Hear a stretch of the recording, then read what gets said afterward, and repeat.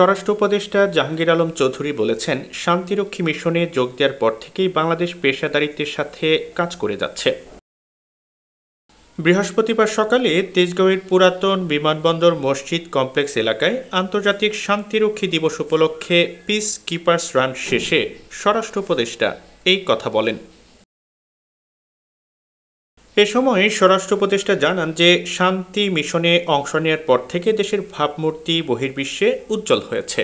শান্তিরক্ষী মিশনের সদস্যদের পেশাদারিত্বের কারণে বাংলাদেশ আগামীতে আরও সুনাম অর্জন করবে বলেও আশা প্রকাশ করেন স্বরাষ্ট্র উপদেষ্টা। The present interim government remains steadfast in its support for UN peacekeeping operation.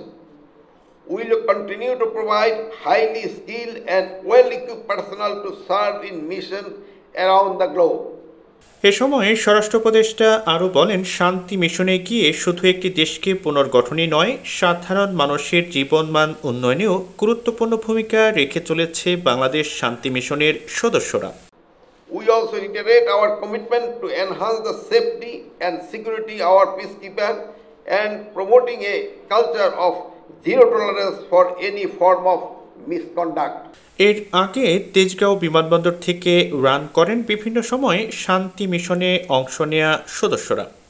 সেখান থেকে প্রধান উপদেষ্টার কার্যালয়ের সামনের সড়ক প্রদক্ষিণ করে ফ্যালকন হলের ভেতরে এসে শেষ হয় পিস কিপার্স রান।